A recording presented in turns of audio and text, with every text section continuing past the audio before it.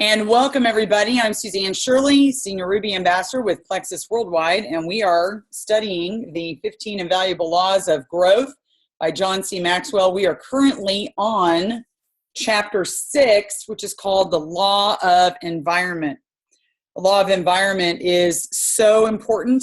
In fact, I'm just going to throw out a personal note, and I'm sure everybody would agree with me here. The more I read John Maxwell, the more I understand that I don't understand.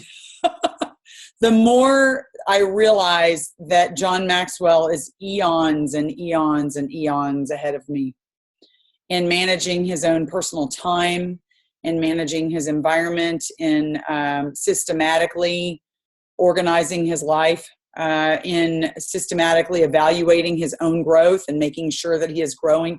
I mean, he's thousands of eons ahead of me. And I just feel, and I'm sure a lot of you feel the same way, we can discuss this afterwards. I just feel like, we're all moving in the right direction, though. We're moving forward, and that's what we should be doing. I know you'll relate to a lot of things that you read in the chapters. You'll see yourself there, and you might even agree and maybe have done some of the things that are in the chapter, but not consistently and not strategically and not with a plan of action. I personally am a chapter ahead of this, and I read The Law of Design,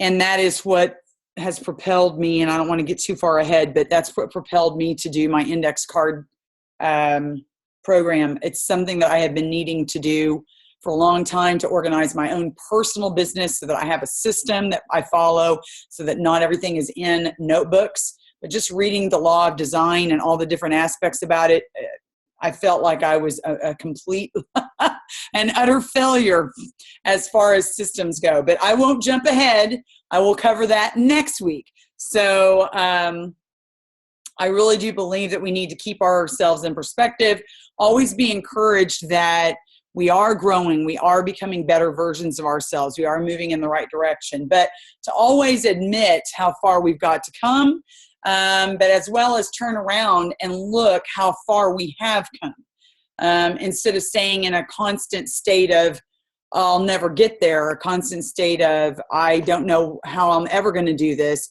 It needs to be a state of, look at how far I have come. Just real quick, I watched a video. I'm sure a lot of you have watched. If you're in Highway to Emerald, you've watched the video with Sarah Robbins for Mastermind. It gave me an incredible amount of encouragement because I'm getting ready to go to Mastermind for the first time ever. And it's something I wanted to do when I first started Plexus. I heard all about it from various different venues. If you listen to Sarah Marble at any amount of time, you start to understand how passionate she is about Mastermind. And that is the event, and the leaders of that event have trained her, have mentored her, and she has grown immensely because of their leadership. And it's because of her that I think a lot of people in Plexus know about Mastermind. I certainly, once I found out about it, realized that I wanted to go, and I finally get to go this year, and I'm literally blown away. But I watched her video, Sarah Robbins, and I just was very encouraged by her, because she said, and Art Jonak is sitting there next to her in the video, and he says, you've stayed with the same company for 8 years, and I don't know if you've heard, but in any industry or in any profession or anything that you're doing, 10,000 hours of working hard at whatever it is you're doing, and you become a master at it. 10,000 hours. So we're putting in our practice hours. For those of you that started a couple of months ago, you're putting in your practice hours. We're going to work towards 10,000 hours. You consistently do something over and over and over and over and over and over and over and over again, and you become a master at it.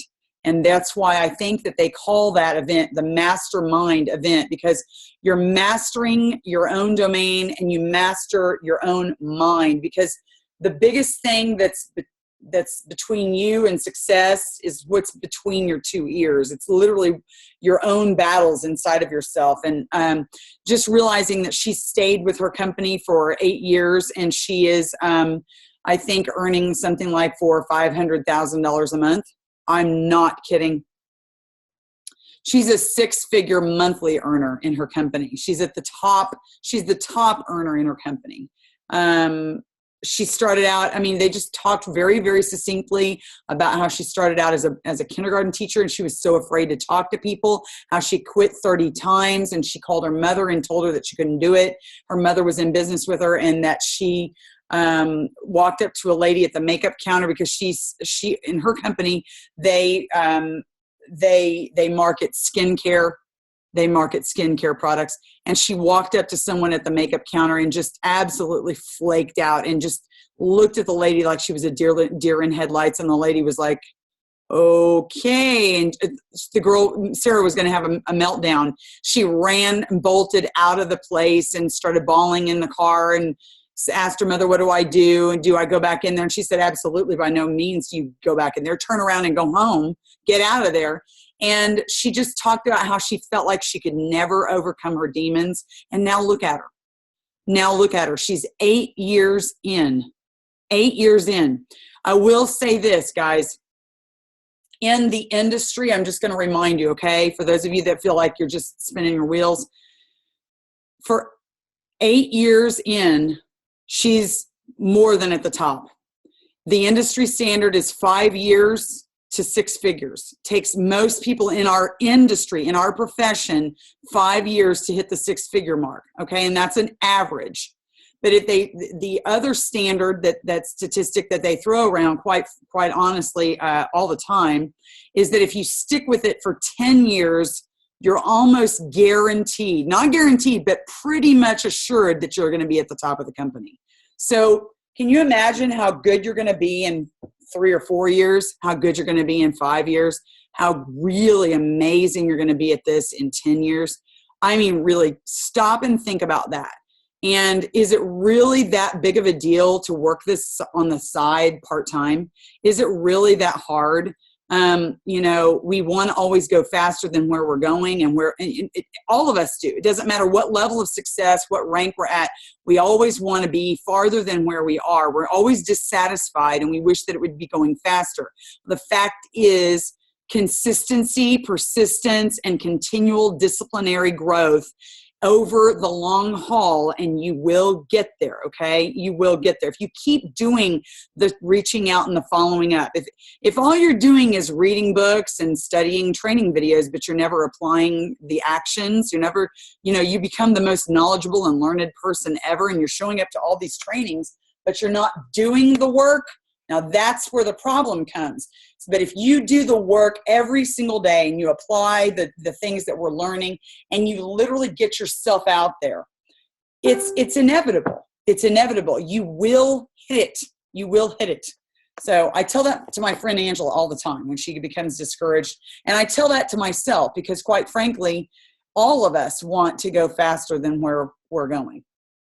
I just wanted to encourage you tonight and just say that.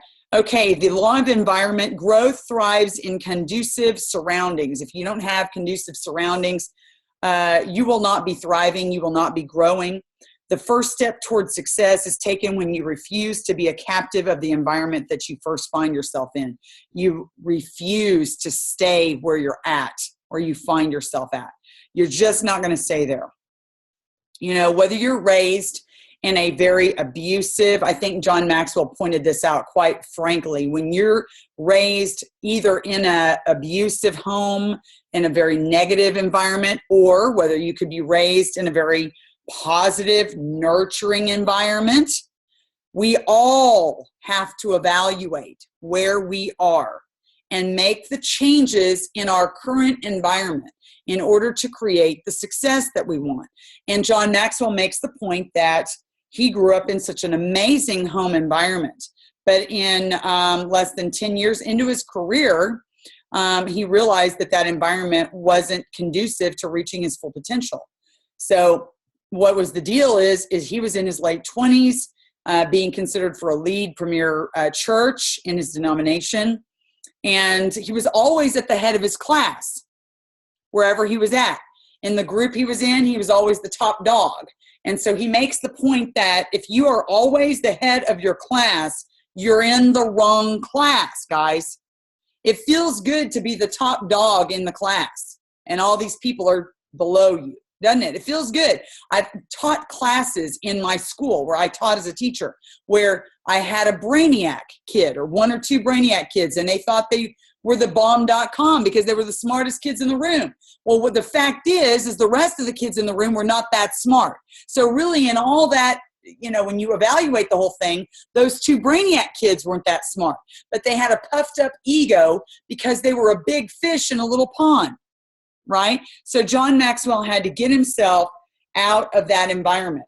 So you want to be where you're a medium-sized fish, and he was a medium-sized fish in a very small pond. You want to get yourself to a place where you can actually grow. You can't grow in an environment like that.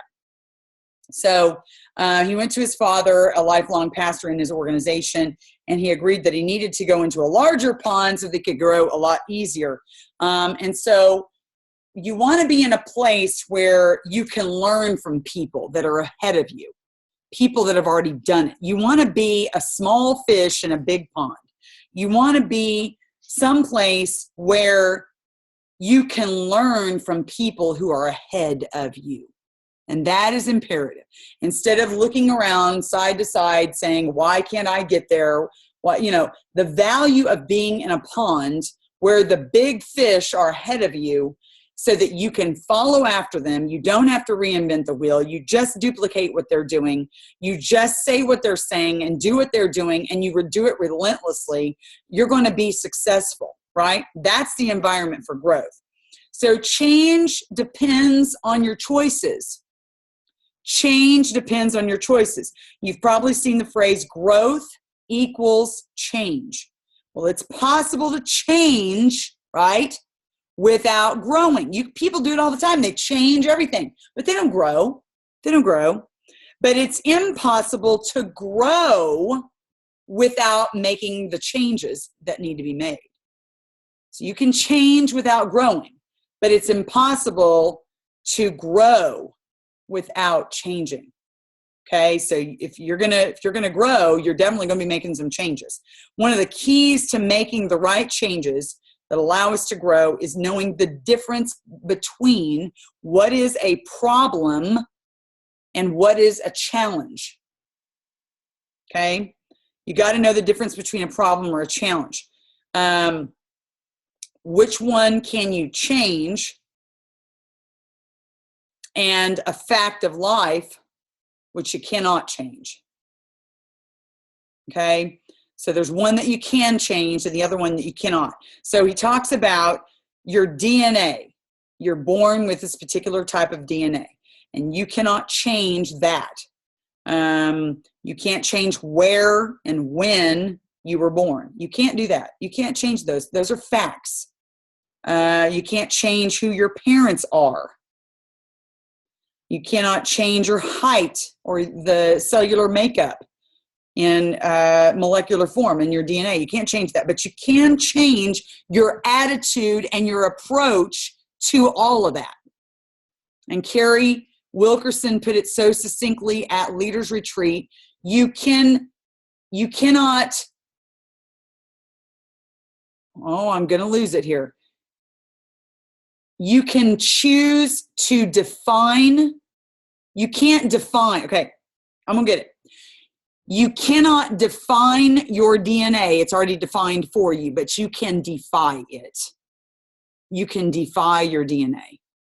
The DNA is already defined for you. It's set in stone. You're born with it. But you can turn around and choose to defy it. And you can choose to have a different attitude about all these things that you cannot change about yourself. You can change your attitude, your approach, and all of a sudden, everything starts to change. Attitude is everything, by the way. Attitude is everything. 10% of what happens to you in life and 90% of the rest of it is like the attitude and your approach to it. So it's when you have a particular type of attitude, you can change anything. So a problem is something that you can do something about. A problem is something that you can do something about. It's something that you can grow through. How? Ironically, it begins with a similar first step, a change in your attitude. Change in your attitude. Okay, so let's hope that I say this guy's name right? Nido Cubine. I don't know. He's a businessman. He is an author and a speaker. He said, whether you are a success or you are a failure in life has little to do with your circumstances. It has much more to do with your choices. Much more to do with your choices. I'm just going to veer off here the path for just a second. I talk to people all the time. Currently talking to a guy I've been talking to for, I think, probably about almost a year. He came over and did some work in my home with a company that did some structural repairs on our house. And he was the foreman type dude guy that ran the whole thing. And he's a Christian. We made a connection. Still contacting me every now and then. I'll follow up with him. He still says he's interested. I said, on a scale of 1 to 10, what's your interest level? Oh, I'm a 9. I said, well, then do you have any other questions for me? Because it sounds like you're ready to get started. No, I don't have any questions for you. Okay, well, so would you like to get started? What time would you be available today, 2 or 4 o'clock? I mean, it's the same thing that I do with just about everybody. I said, let's get on the phone and let's get you started. Well, probably 4 o'clock, he said. And I said, okay, great. And I said, I'll be looking forward to talking to you. He said, I will be scrounging up the money. And I said, scrounging up the money? And he said, yeah, I'm about $135 short. Well, it's $133.95 to start with a welcome pack, right? And I said, well, then you don't have, are you going to be getting the money by 4 o'clock? Or are we going to discuss getting the money at 4 o'clock? Because I said, quite frankly, and I switched to voice text. I said, quite frankly, I don't have time to discuss on the phone with you the possibility about why you should get the money. I can, you're a resourceful man. And I told him, I said, I talk to people all the time and they're either one of two things. They're apathetic or they are desperate. Which one are you? And I said, honestly, not trying to offend you, you're not desperate. You're not desperate enough. Because let me tell you, you have a great job and you do all kinds of fun things. I know I look at your Facebook profile. When you're desperate, give me a call. We'll not be talking on the 4 o'clock today. I've got all kinds of things I need to be doing. I've got a long list of people to be working with. And I said, you're welcome to tell me when you're interested and I'll check back with you in a couple of months. I mean, maybe if you're lucky. I said that on the side. I don't mess with people that, and I even think I used the word stringing me along. I said, I appreciate the fact that you don't have the money. And I understand the people that struggle to make enough money. But I said, I know people that are desperate that are selling things to get started in Plexus. And I said, when you're desperate enough, you'll join me. You can watch me and talk about how awesome this is all day long, but until you are desperate enough, you won't join me. And I said, in the meantime, I really don't talk with people on the phone that are stringing me along. I think I said that. So I just don't put up with that, and if that means I don't sponsor that guy this month, oh well. And if it means I never sponsor him, oh well. I really do think that letting people go and handing them an out and just letting them out, it takes your posture back. Be bold, be brave. Don't be afraid enough to tell somebody that they're not desperate enough to join you, that they're not ready. You don't want to talk yourself out of a sale, but that guy wasn't going to join me today, whether we talked on the phone or not. And I'm not going to waste my time talking on the phone with a guy who's not ready to go. I've already talked to him 1 hour, I think, at some point a few months ago. I'm not going to talk anymore. Flap that trap and show me the money. That's what I have to say. So anyway, I'm going to move on. I don't know what my point was with that. Circumstances. Success or failure in life has little to do with your circumstances. In other words, his circumstances, he's broke. Okay, well, that's not going to be, he can choose to be successful and he can go find the money. Trust me. Watching what he spends his money on? I'm sorry. Nope. And okay, we're going to move on. Page 87. 6 choices that need to be made in order to grow. I'm going to try to go through these without reading a whole bunch of stuff. Number 1, assess your current environment. You've got to know where you're at. You got to know where you're at and know everything that's going on, right? Change just for the sake of change is not going to help you. You can't just change for the sake of changing.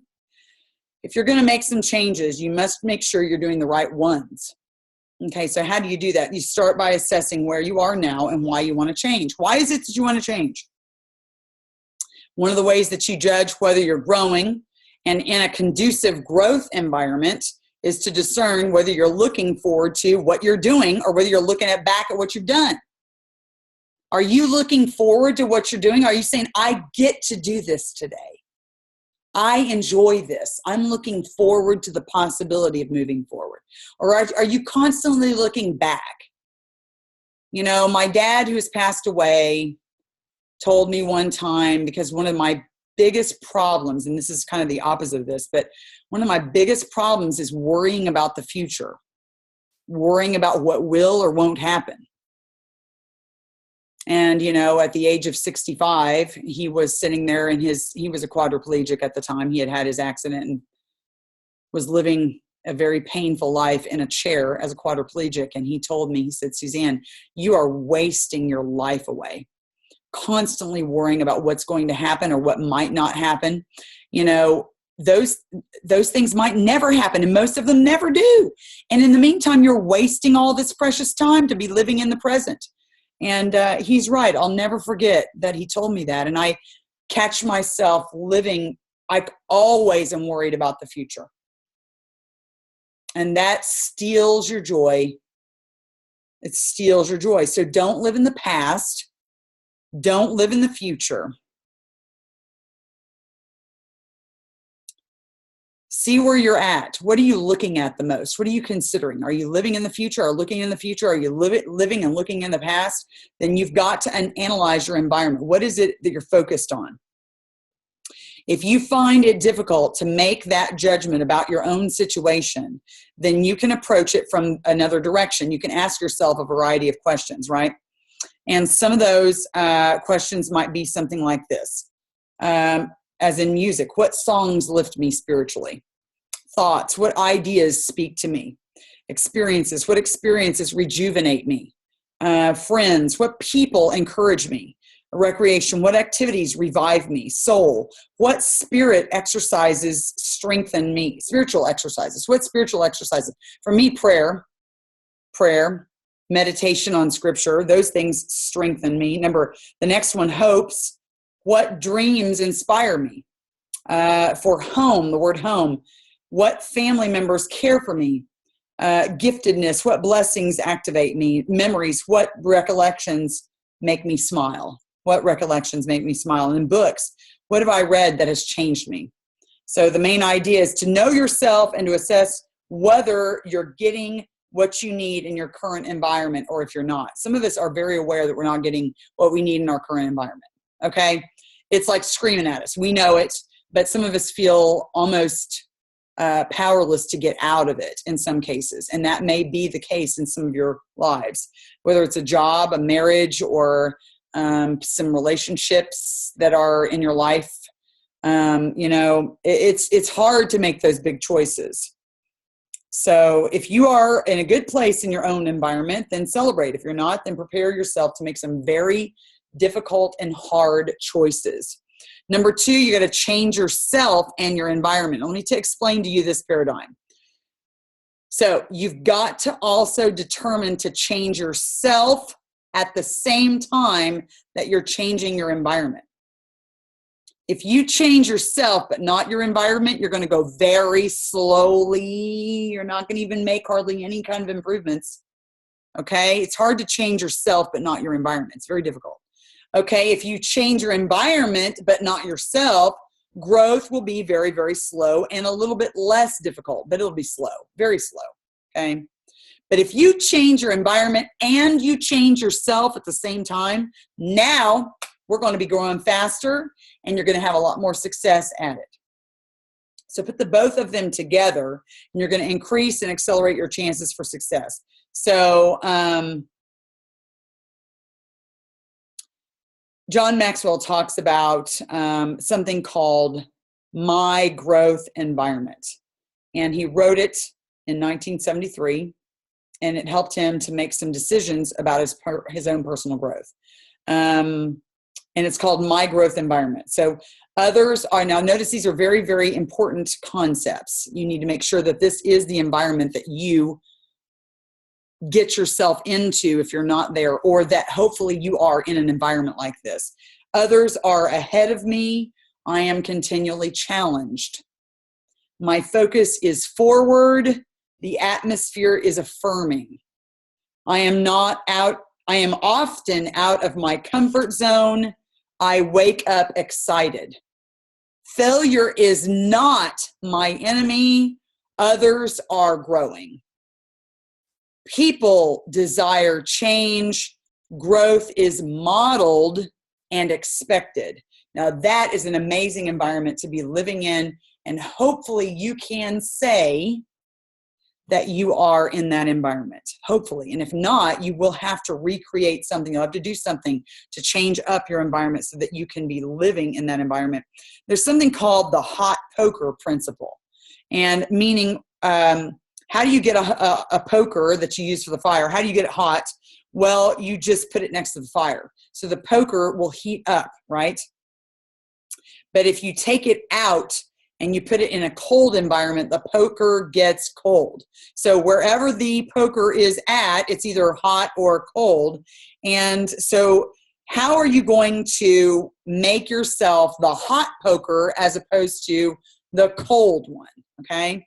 Well, if you want to grow, you're going to have to spend time with great people, visit some great places, attend great events, read great books, and listen to great tapes. Okay, I'm going to be honest with you. Ready? Tonight, about an hour before I got on this call, I was listening to some mastermind videos that are on the Mastermind Event channel while I was eating dinner. Some of them are 5 or 6 minutes long. And just listening to those speakers, knowing that they're multimillionaires, intimidates the crapple out of me. It just does.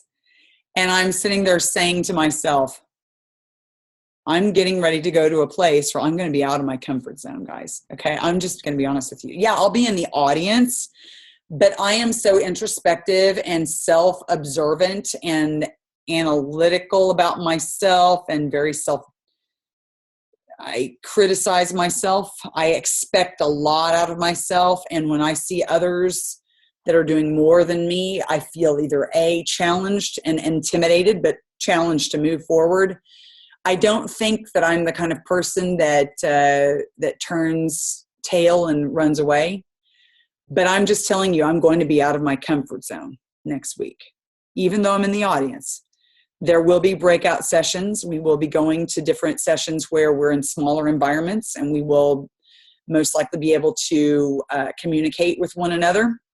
I think it will be very powerful to be in that environment, but I also think it will be very challenging to me. So I'm just telling you something. That is going to be the hot poker principle. I'm getting ready to take myself, and I'm going to be putting myself in a hot environment so I can heat myself up and become challenged. And that's the thing you've got to do. You've got to put yourself in places where you're going to be made to become more than who you are already. And if you don't do those types of things, then you'll never grow. You'll never grow. And I know that the people in that audience are going to be are dedicated because they're paying a lot of money to go. I know I paid a big chunk of change for that ticket. And I'm paid a big chunk of change for a hotel room and a big chunk of change for a plane ticket. So the people that are there are dedicated. It's not a free event. It's a very paid event. So I'm going to be challenged. And that's a good thing. Okay. So they say that if you put a pumpkin in a jug when it's the size of a walnut, that it's only going to grow to the size and shape of that jug. It's never going to get any bigger. But what can happen? That can happen to a person's thinking. If you put yourself, when you're at a certain place inside of a container to where you can't grow outside of that container, you're going to only grow to that size. And you can't allow that to happen. You've got to jump outside of that box. You've got to get outside of that and really push yourself to grow. That's changing your environment. Okay. Number 3, change who you spend your time with. Who do you spend your time with? According to research by social psychologist Dr. David McClelland of Harvard, the people with whom you habitually associate are called your reference group. Who's your reference group? Okay. These people determine as much as 95% of your success or failure in life. That can be a very, very daunting idea, right? Or it can be an encouraging idea. You've got to find some people that you can rub elbows with consistently, that challenge you, that make you want to be a better person. You have to do that. A guy named Charles Tremendous Jones says, you are the same today that you're going to be in 5 years from now, except for 2 things: the people with whom you associate and the books you read. And the amazing Jim Rohn, I love Jim Rohn, says that we become the combined average of the 5 people that we hang around the most. So Rohn would say that we can tell the quality of our health, our attitude, and income by looking at the people around us. He believed that we start to eat what they eat, we talk the way they talk, we read what they read, and we think like they think, and we watch what they watch, and we dress like they dress. So we basically act, walk, talk, eat, and sleep and drink like they do. So who is it that you're hanging out with? Who is it? I thought about this. If you don't have anybody to challenge you to hang out with, that's like physically able to hang out with you, then you need to hang out with some talented people in videos, and you need to hang out with some experts in audios, and you need to hang out with some brilliant visionaries and world changers in books. You have got to do that. And that is the only way you're going to be able to do it, some of you, because there's not maybe people available in your sphere of influence where you can grab them and they can be in your daily life. It just doesn't happen that way, right? So this gal named Sue Equist, who is the John Wooden, basically, of women's softball. She's like this incredible athletic coach, softball coach, talked about this thing called the 33% rule. And she says that you can divide people in school, on your team, or at work, anywhere else, in the bottom, the middle, and the top thirds, okay? The bottom, the middle, the top thirds. And they always have the same characteristics. The bottom third sucks the living life out of you because nothing is ever good enough for them. The bottom third, those are the bottom dwellers, right? The middle third are happy and they're positive when things are going well, based on circumstances, right? Now, the top third maintains a positive attitude, even if they're in tough times. So even though the waters are roughy, or I can't talk, even though the waters are choppy and rough and life is tough and the circumstances are harrowing all around them, they stay positive. They stay consistent. Their emotions don't go up and down in the roller coaster. They stay here, okay? So the middle people are only happy when the circumstances allow them to be happy. The bottom feeders are just, they're always upset about everything and they expect everybody to make them happy. But the top third are the ones that stay positive, no matter what's going on. It's not always comfortable. It's always profitable, though, to associate with people that are larger than yourself. It's not comfortable. Like I just told you, I'm getting ready to go to Mastermind. I'm going to be around people that are larger than me, way larger than me. Even maybe a lot of people in the audience are going to be way better at their trade and their vocation than I am. So yeah, I'm going to be going to hang around some people that are larger than me. It's not comfortable. It's not comfortable. All right. I'm not going there for a joyride. I'm going to be uncomfortable. But let me tell you something. It pushes you. It's going to push me. So people who lift us up instead of knocking us down, those are the ones that we need to hang out with. People who have integrity, people who are positive, people who are ahead of us professionally,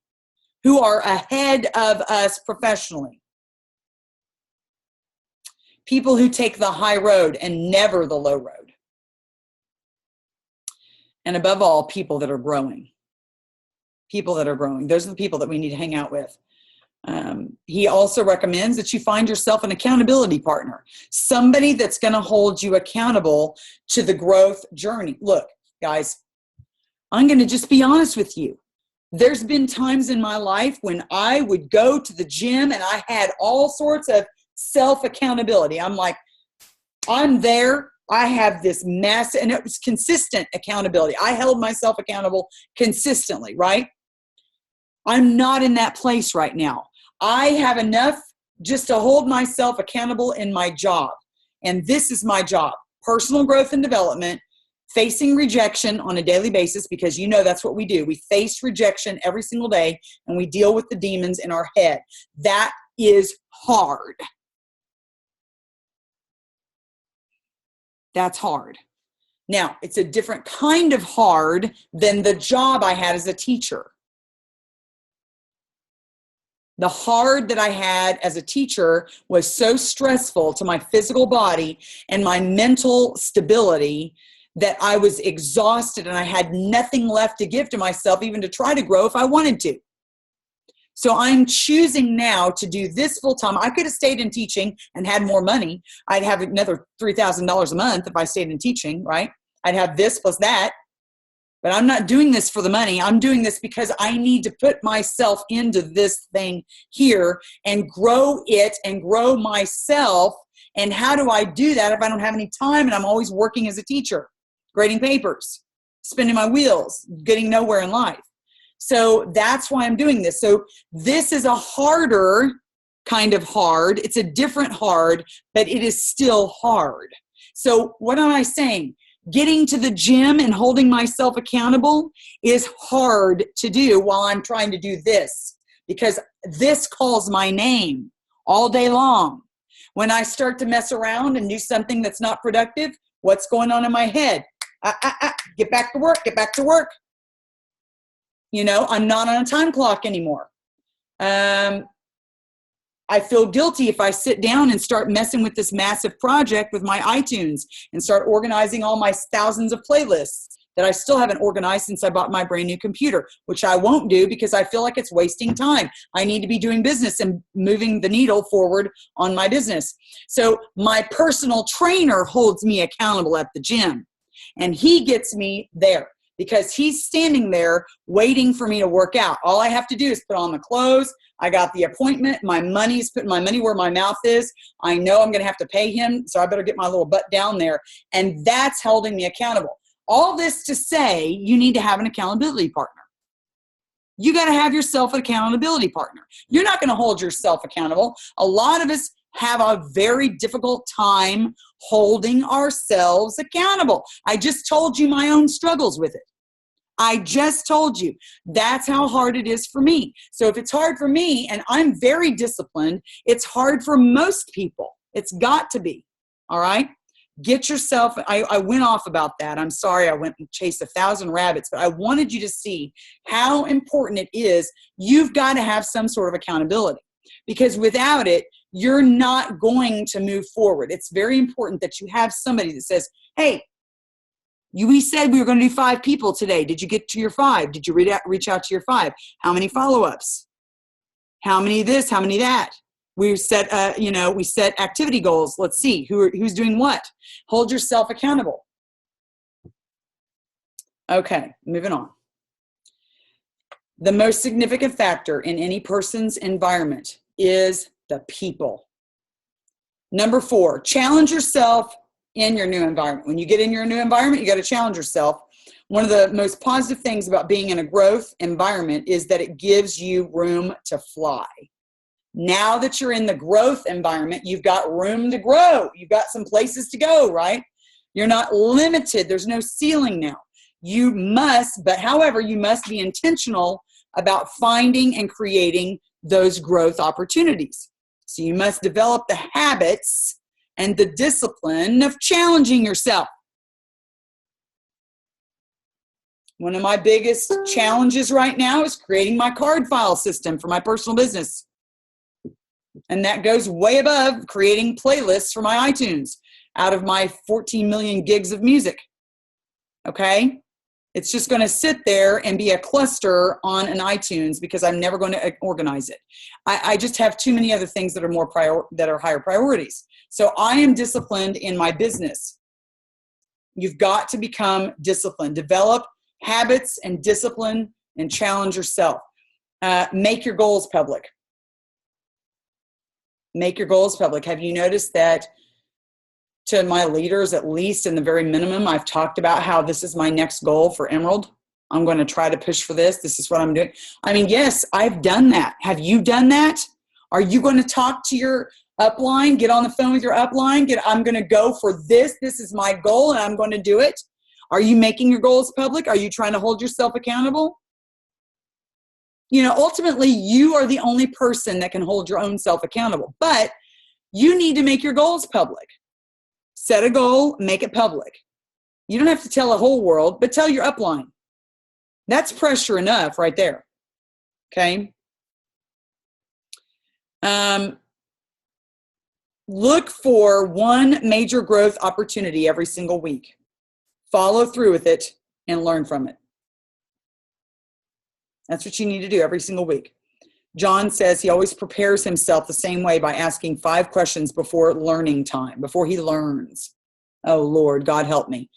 I got to ask myself questions before I learn. Okay. What are about learning from your mentor? If you have a mentor, what are their strengths? What are they learning now? What do I need right now? Who have they met? What have they read? What have they done that's helped them? What haven't I asked that I should have asked? Okay, I will be honest with you. One of my mentors, whenever she has the time, is Helen McFadden. She's an incredible person, and I highly regard her and appreciate her. I do not bug her, but she is a very sweet person. She happens to be the same age as me, but she has many more years experience in network marketing than I do. And so whenever I have the chance to pick her brain and she has time to listen to me, then she does, and she helps me. And I always feel like I have been around an industry great once I've talked with her. She's incredible. She really rubs off on me. Like some of her massive amounts of success and belief, they just rub right off on me. It's incredible. Once you hang around somebody that's way ahead of you, far ahead of you, you feel like you can do anything. Like part of them becomes a part of you. It's really amazing. That's why I'm going to tell you, you've got to start hanging around some people. Find somebody that's willing to share a part of their time and a part of their life with you. Number 5, focus on the moment. We live and work in the present time. Harvey Firestone Jr. said, today is when everything that's going to happen from now on begins. Today is when it begins.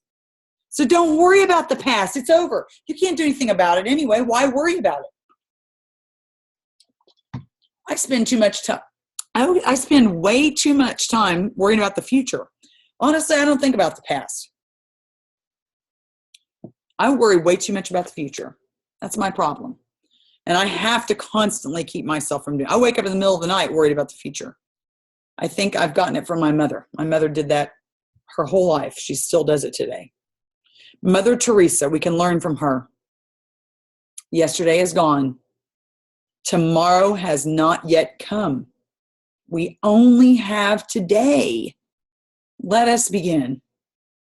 I'm almost emotional about this because it's so ridiculous to waste your time worrying about things you have no control over. For me, it's the future. I literally have stomach pains worried about things in the future. Will I have enough money to pay the taxes? Will I have this? I've committed to that. Will I have the money for that? Am I going to be at this particular rank so I can afford to do X, Y, Z? Well, what if? Well, what if? Well, what if? And it's always so crazy because the next morning I wake up and I start my day, and I'm not in that frame of mind anymore. And I'm thinking, what was wrong with me? Why did I think like that in the middle of the night? You know, today's a new day. A whole new thing can start today. You can do this. Everything is different in the morning. You know, you have a new perspective in the morning? That's me. Every single time I have one of those nighttime strategy / worry sessions, the next morning is always a new perspective. And I'm like, what a waste of my time. Anyway, it's something I have to deal with. We can learn from Mother Teresa. If you need to make changes in yourself and your environment, do not dwell on your past. You cannot change it, and you certainly can't change anything about the future, so don't worry about it. You cannot control it. It's not under your control. Focus on the current moment and what you can do now. Focus on the current moment and what you can do now. In fact, I have just now had an idea. This is what I'm going to do. This is for me. I'm telling you what I'm going to do. I already have. Let me show you what I have on my phone. Okay, come on. It's not wanting to act right. Okay, do you see this thing called Repeat It Again? I know I've showed this to you forever. You see that little circly thing with a green arrow in the middle? That's called Repeat It Again. That is an app you can get on your phone. I have all sorts of things on there about fear, about anxiety and different things, casting vision on myself. I'm going to make one. I just got a new idea. I'm going to make one on not worrying about the future. It's ridiculous. And in the middle of the night, when I start worrying about the future, I'm going to put my earplugs in and repeat it again. Repeat it again. I'm going to find every quote that I can about not worrying about the future. And there's all kinds of scriptures, biblical scriptures on that too. What does Jesus say? You can't tell me because I have you muted. Don't worry about tomorrow, for every day has enough trouble of its own. Right? Don't worry about things you can't control. You can't control the past. It's over. Don't worry about the future. Moving on. Move forward despite criticism. That's number 6. Move forward despite criticism. In this classic, The Science of Getting Rich, author Wallace D. Wattles writes, do not wait for a change of environment before you act. Cause a change of environment through action. You can act upon your present environment so as to cause yourself to be transferred to a better environment. So you're acting your way into a better environment by just acting. Growth comes from taking action, and taking action almost always brings upon you some criticism. So move forward in spite of this criticism. To reach your potential, you must not only do what others believe you cannot do, but what even you believe you cannot do. Oh, ouch. That hurt me. I'm reading to myself here. Do what not only others believe you cannot do, but also do what even you believe you cannot do. Most people underestimate themselves. They do. They shoot for what they know they can reach. Instead, they should reach for what's beyond the grasp. Reach for what's way out there. Reach for what's just beyond your grasp. Not way too far ahead, but what's beyond your grasp. If you don't try to create a future that you want, then you must endure the future that you get.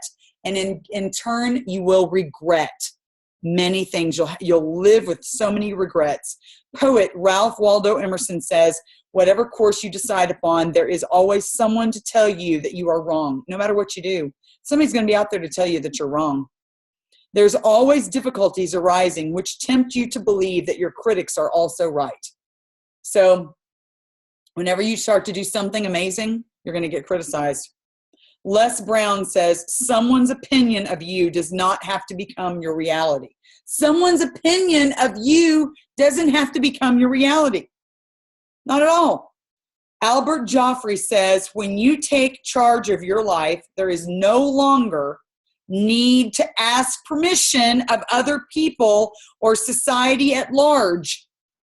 When you ask permission, you give somebody the veto power over your life. You make the choice. You don't need to ask somebody permission to do something amazing in your life or different or make a change. Make your own decisions, basically. Make your own decisions. And finally, we're at the end of the chapter. A note for leaders. Oh, good. It's only 8:53. A note for leaders. As the leader of an organization, John says, I came to recognize that it was my responsibility to create a positive growth environment for others. And he did that in 1973. He says, I strove to create a place where others are ahead of them, where they are continually challenged. Their focus is forward. The atmosphere is affirming. They are often out of their comfort zone.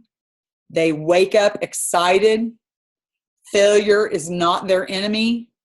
Others are growing. People desire change, and growth is modeled and expected.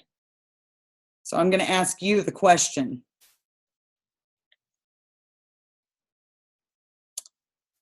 Is this team reflective of those things? Because I'm to blame if it's not. I need to ask myself these questions. Are others a place where there's others ahead? People that are continually challenged. The focus is forward. The atmosphere is affirming. People are made to get out of their comfort zone. People are waking up excited. People that believe that failure is not their enemy, and others are outside of this whole, others inside the organization are growing. People inside the organization desire change, and growth is modeled and expected. I think I could answer yes to all of those. So guess what? I think I'm doing a pretty good job.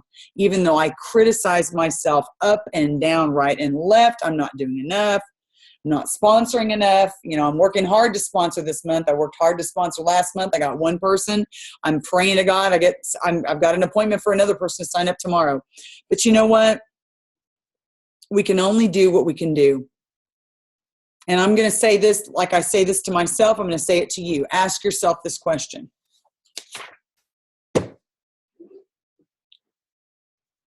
Is there anything else you could physically be doing?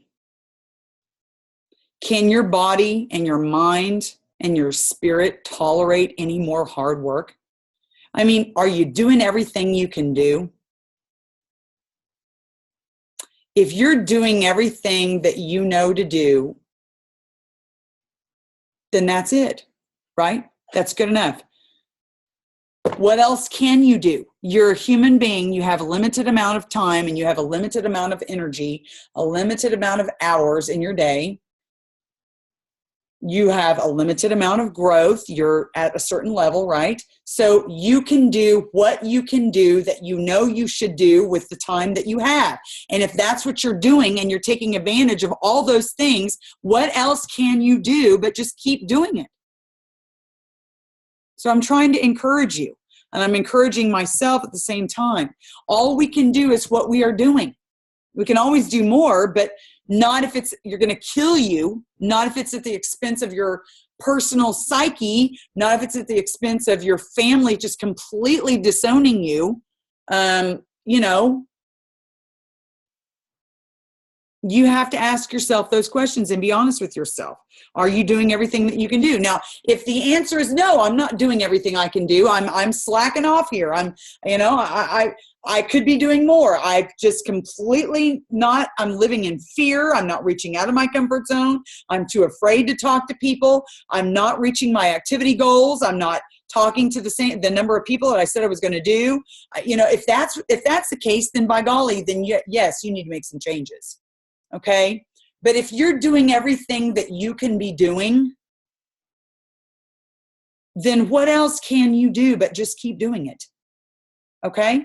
And try to get better at it. That's all you can do. And guess what? It's okay. It's okay, right? And I always told my students, you do the best that you can with what you've got. And you always strive to be better than you are. And that's all anybody expects out of you. You cannot be someone that you're not. You can strive to be that person. You can strive to become a better person, but you can only do what you can do with what you've been given. Right? That's it. Okay. Never forget the law of environment. Growth thrives in conducive surroundings. And if you are a leader, do everything in your power to grow yourself. Everything in your power to grow yourself and create the right environment in which others can grow. It will be the best investment that you ever made as a leader. So assess your current environment, and when it comes down to growth, by answering the true or false to each of the following 10 statements. Are others ahead of me? Am I continually challenged? Is my focus forward? Is the atmosphere affirming? Am I always out of my comfort zone, or often out of my comfort zone? Do I wake up excited? Is failure not my enemy? Are others growing around me? Are there people out here that desire change in this organization? And is growth modeled and expected? You need to ask yourself, is your environment that way? It doesn't have to necessarily be in Plexus. How about your environment that you live in, or the environment that you work in, or the people you associate with? Those are the things you need to ask yourself. And those are going to be some tough choices to have to move out of. And I know some of you on this team have gotten out of jobs because the answers to those questions were not very positive, right? And so you've made some very tough choices. And it's also tough to cut people out of your life that don't meet these standards here as well.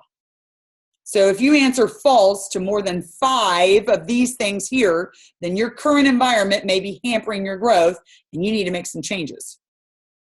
Number 2, this is the homework part, applying what we've just learned. Assess your personal growth needs in the 3 main areas mentioned in the chapter. The right soil to grow in, what nourishes me? Growth. Use the following list from the chapter to create your own, to assess what nurtures you. Talking about the music and the thoughts, what music lifts me up, what thoughts speak to me, etc., etc. So we can go back over that later. The right air to breathe in, what keeps me alive? Purpose. Purpose keeps you alive. Review your answers to the questions at the end of the Law of Awareness and the Law of Consistency chapters. If you go back to those chapters, and you're going to use them to develop a purpose statement for your life. What is your own purpose statement? You've got to come up with your own purpose statement. It will give you a stronger sense of direction. As educators, we had to have a philosophy of education, meaning what was our purpose as an educator? What was our mission statement as a teacher? We had to have one. Especially if you were in the running for Teacher of the Year at any point. You had to have a mission statement. You had to have a philosophy of education. What is your purpose for being in the classroom? What is your mission? What do you do? Why are you here? You've got to have a mission statement for yourself. Finally, the last one, the right climate to live in. What sustains me? People. People sustain me. Make a list of the people who are currently and most influential in your life. Scan the list then and determine who on the list is larger than you, more skilled or more talented, farther ahead of you professionally, more solid in character or in any other significant way. If the majority of people are not stretching you, If you need to find additional people who will help, then you need to go find additional people who will help and help you to change and grow. And finally, the last one, significant growth will not occur in your life if you are not continually challenged in your environment. Set specific goals for yourself that are far beyond, no, I didn't say far, I'm putting words in there. Set specific goals for yourself that are beyond your current capabilities. Not far, but just beyond, just outside of your grasp, okay? In addition, review your calendar for the upcoming month. Look for the best potential growth opportunity in each week and plan for it by asking yourself questions similar to the ones contained in the chapter. That's how you're going to apply it. Exit full screen. And I'm going to stop recording. Everybody is here. We're going to have a discussion. Thank you for joining us, everybody, for watching the video. I hope that you're learning and growing. And if you have any questions, feel free to text me personally on Facebook Messenger. Okay, so we are going to stop recording and have our team discussion. Thank you, everybody.